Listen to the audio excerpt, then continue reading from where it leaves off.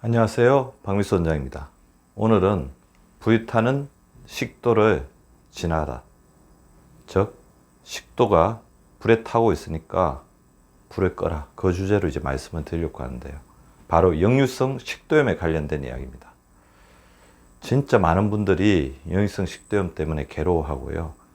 왜 이런 증상일까 이렇게 알게 모르게 고통받고 있는 증상들의 뿌리를 이렇게 찾아가다 보면 역류성 식도염 경우가 굉장히 많습니다. 역류성 식도염은 어떻게 보면 현대 문화, 현대 이제 문명병이라고 할 수 있는데요. 현대 문화가 이제 빚어낸 하나의 어떤 질환이라는 거죠. 많이 먹고 움직이지 않고. 어떻게 보면 이제 우리 현대인의 생활 습관 속에서 이제 나타난 거고, 스트레스와도 밀접한 관련이 있고, 그러다 보니까 굉장히 많은 분들이 이제 고통을 받고 있습니다. 역류성 식도염을 이제 간단하게 말씀드리면, 식도에 있어서는 안 될 어떤 물질, 그러니까 소화액이 식도에 있는 거죠. 위나 십이장에 머물러 있어야 할 소화액이 식도로 다시 넘쳐서 역류해서 올라와서 염증을 일으킨 것을 식도염이라고 하죠. 역류성 식도염. 근데 이 역류성 식도염은 굉장히 심각한 증상을 초래할 수 있어요. 왜 그러냐면 위산은 매우 강력한 산성입니다. 새덩이도 위산에 오랫동안 노출되면 녹을 정도예요. 위나 십이장이 견디는 것은 음식물을 소화하기 위해서 위나 십이장에는 위산으로부터 자기를 보호할 수 있는 굉장히 강력한 보호물질들이 있고, 그런 보호물질들이 약해졌을 때 우리가 위염이나 위궤양 등의 십이장 궤양, 치명적인 어떤 염증들이 생기는 거죠. 그런데 식도는 문제는 이런 어떤 소화액에 굉장히 약합니다. 소화액이 원래 없는 곳이기 때문에 소화액이 올라오면 치명적인 화상을 입을 수밖에 없어요. 바로 식도가 위산, 그러니까 십이장액에 의해서 화상을 입은 게 어떻게 보면 역류성 식도염이라고 할 수 있죠. 그래서 역류성 식도염의 여러 가지 정상인 합병증은 일단 정상으로는 가슴이 쓰리고 목소리가 쉬고 목에 뭔가 이물감이 있어서 굉장히 괴롭습니다. 그리고 이것 때문에 어떤 스트레스, 우울증까지 이렇게 야기할 정도로 이렇게 괴로움을 호소하는 분들도 있어요. 그리고 이것이 이제 식도 쪽에 오래 올라오다 보니까 식도염도 생기고, 이게 나아가서는 발해식도가 변성된 거죠. 오랜 위산의 공격을 받다 보니까 더 이상 견디지 못하고 식도가 변성된 것이고, 발해식도가 오래되다 보면 간혹 식도암으로 가기도 합니다. 호흡기계, 이제 타고 이제 올라와서 이제 여러 가지 호흡기 쪽에도 넘어가고, 그 다음에 우리 목 부분을 넘어서 이제 코하고 이제 입 부분에 영향을 미치다 보니까 비염, 그 다음에 호흡기로 넘어가면서 천식, 그 다음에 2주에서 3주 이상 오래가는 만성기침. 최근에 이제 만성기침 환자들이 굉장히 늘어나고 있는데, 그것이 이제 두 가지 이유가 미세먼지와 역류성 식도염의 증가인 것 같아요. 그 다음에 목 쪽의 염증, 그런 것들을 일으킬 수 있죠. 어떤 기사에는 굉장히 이렇게 역류성 식도염이 심하면 그런 것 자체가 심장이 약한 사람들에게는 심장 질환으로 인한 여러 가지 쇼크를 일으킬 수 있을 정도로 굉장히 위험하다고 알려져 있습니다. 그리고 역류성 식도염 있는 사람들은 계속해서 위산이 이렇게 넘어가고 그러기 때문에 밤에 자는 동안 굉장히 깊은 잠을 못 자요. 수면의 질이 저하되고 노화도 촉진될 수가 있죠. 그 다음에 역류성 식도염이 있으면서 소화 기능이 떨어지다 보면 그런 것 자체가 영양 결핍까지도 일으킬 수가 있습니다. 그러면 역류성 식도염이 생기는 이유는 두 가지로 이제 요약할 수 있겠죠. 먼저 위산이 넘치는 것입니다. 두 번째는 이렇게 소화액이 밑으로 이렇게 내려가야 되는데 소화액이 역류하는 거죠. 위산이 역류하는 거죠.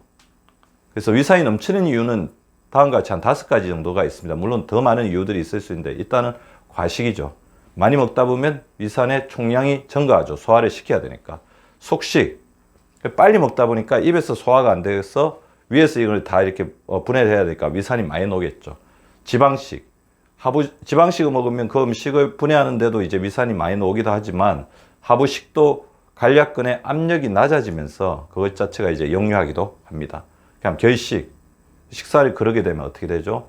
위산이 나와서 음식물이 녹여야 되는데 녹일 게 없으니까 위산이 남아돌겠죠. 그래서 역류되는 거죠. 편식, 맵거나 짠 음식을 먹으면 위산이 자극을 받아서 많이 분비되겠죠.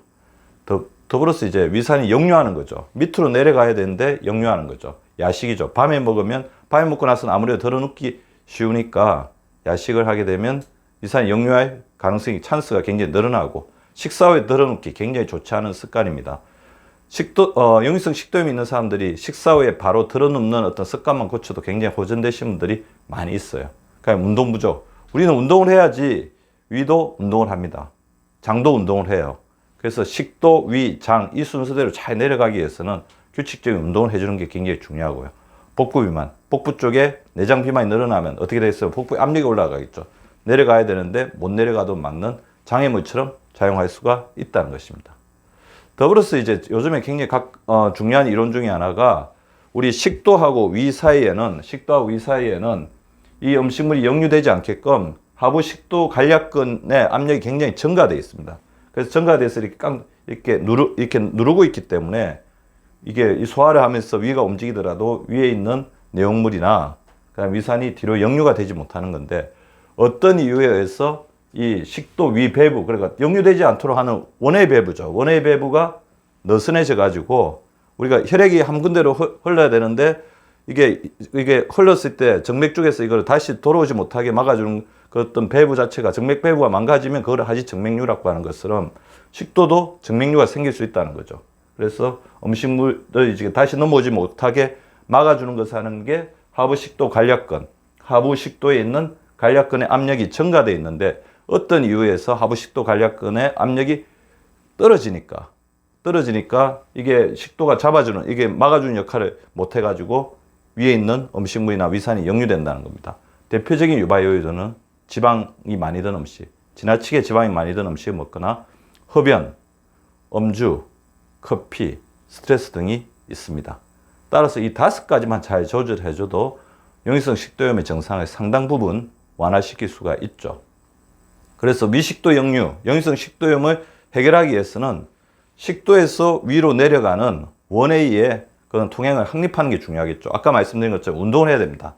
운동을 하면 위나 장이 운동을 하면서 음식물을 잘 밑으로 내려보내기 때문에 장의 운동도 활발해지기 때문에 역류성 식도염이 생길 가능성이 줄어들죠. 두 번째는 장을 청소해야 되죠.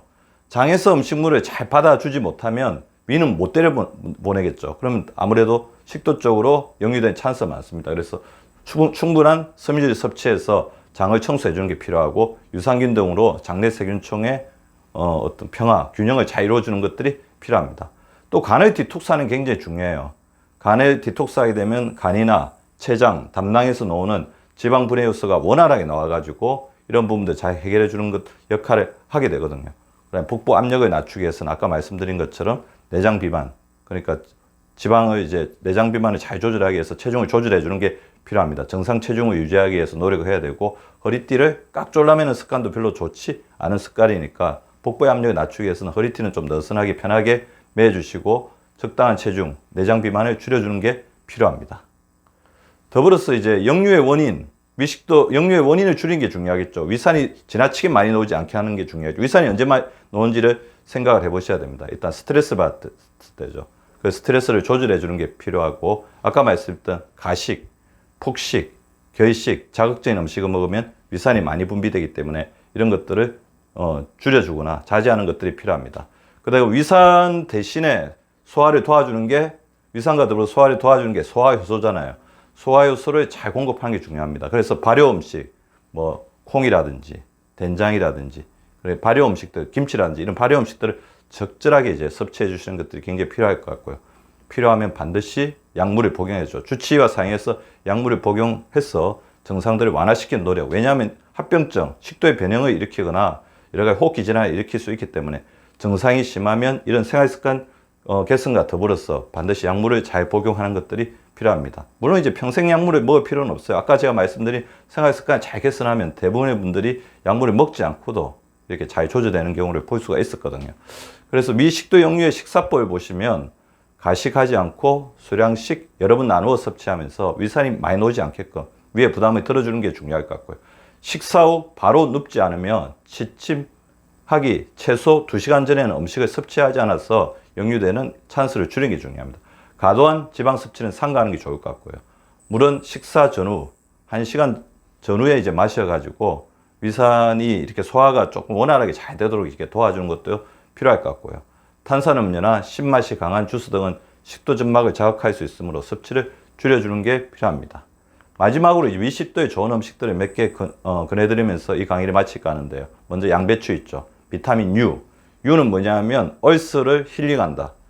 위장을 이제 위장에 궤양이 생긴 걸 얼스라고 하거든요. 비타민 U는 그런 어떤 위에 점막에 힐링 작용하는 비타민입니다. 그래서 양배추가 도움이 되고요. 브로콜리는 강력한 이제 항산화 성분들을 가지고 있죠. 위궤양이나 위점막 등 상처가 난 부분을 치유하는 효과를 가지고 있습니다. 그러니까 무가 도움이 되는데 무에는 디스타제라는 전분 소화 요소가 있어서 탄수화물의 소화를 도와주는 역할을 하기 때문에 위산의 분비를 줄여줄 수 있을 거예요. 단호박, 베타카로틴이 풍부하잖아요. 단호박 자체가 여러 가지 상처받은 식도나 위의 점막들을 힐링해주고 재생시켜주고 그 다음에 섬유질이나 수분이 풍부하기 때문에 장 건강에도 도움이 됩니다.